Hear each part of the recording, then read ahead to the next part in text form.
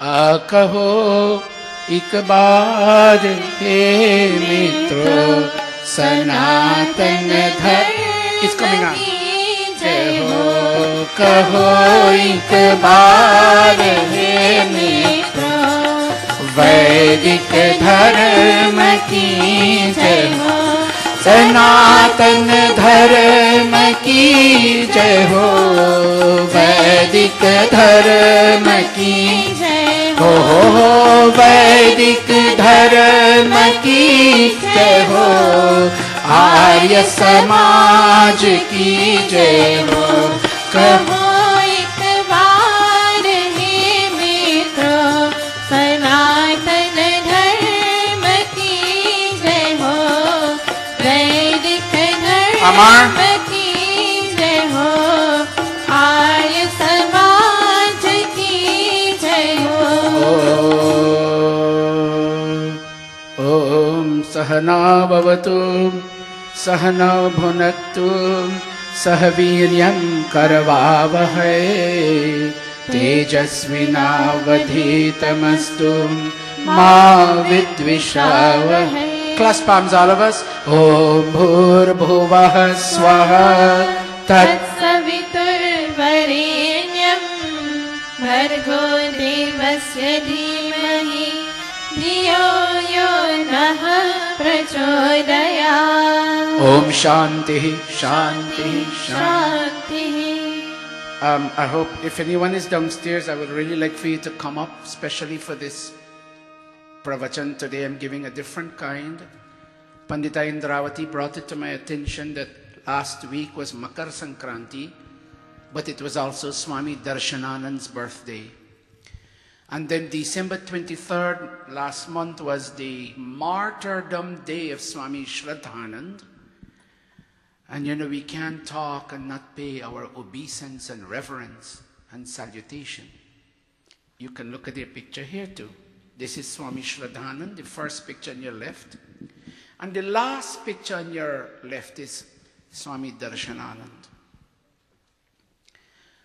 Why must we focus on their persona? Let me go to the other picture first, this one. Would all of you kindly say Swami Shraddhanand Saraswati? Say that. Swami Shraddhanand Saraswati.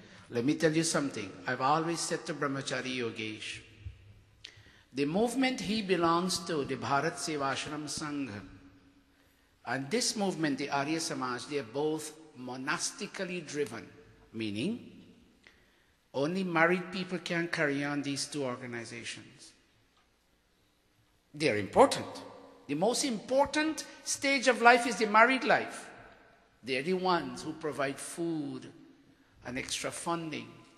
But side by side with Grihastha Jivan, married life, and they also bring good children into the world. But side by side with married life, you need sannyas life and vanaprastha life. Because India did not have paid social workers and volunteers. Who were the social workers and volunteers that offered their services free? The sannyasis and vanaprasthis. And in this long, that's why whenever Brahmachari Yogesh comes to this Gurukul, I don't look at who is behind. I look at the fact that he carries an office. I always told him that. I am glad my children can see somebody in this clothing. They will ask, who is that person and why does he wear that clothing? And this gentleman, I've never focused on him, is going through a lot of personal difficulties in terms of budget and finance. And he has had to compromise. But still so, he goes about. Some people can make fun of his clothing, and they do, he tells me. But he still holds on. And I personally am waiting for the day when I shall be ready again to wear that kind of clothing. I've come from an institution that this person started. Would all of you say Gurukul?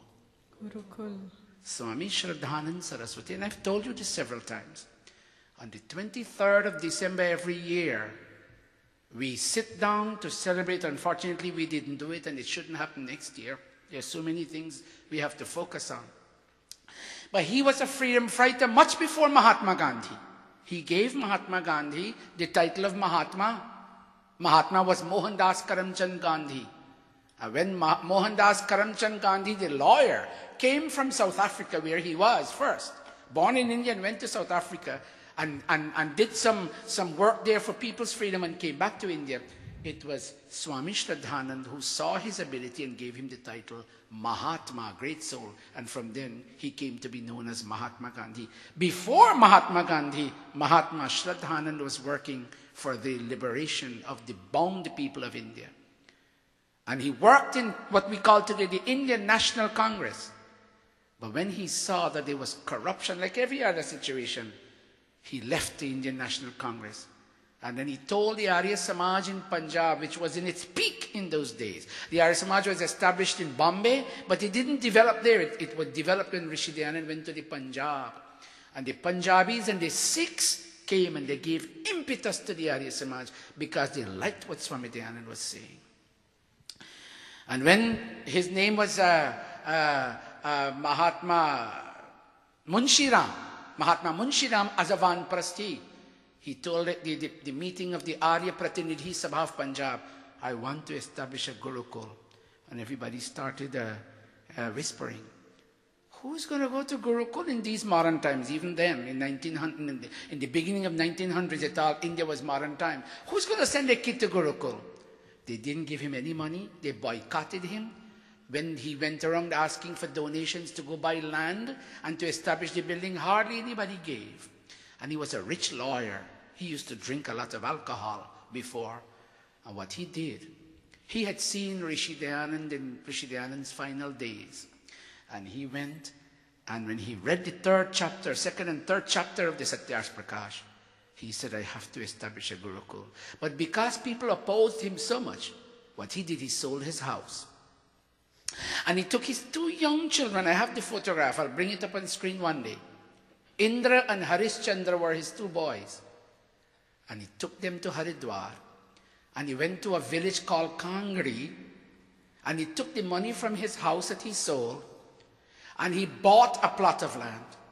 And he built what we in Guyana call a marai, a thatch-roofed hut. And he took a board.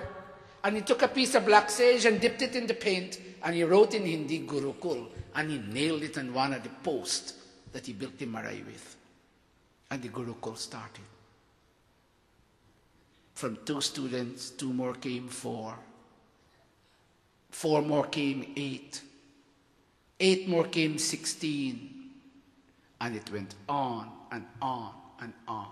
And that same roofed little hut has today become a university called Gurukul Kangri University, where I went and I did my master's and my PhD from that university. This other gentleman here, I say gentlemen, would you kindly say Swami Darshananand Saraswati? Swami Darshananand Saraswati. He was one of the first teachers in his Gurukul. Swami Darshananand, up at the top photograph, was one of the first teachers in Swami Shraddhanand's Gurukul.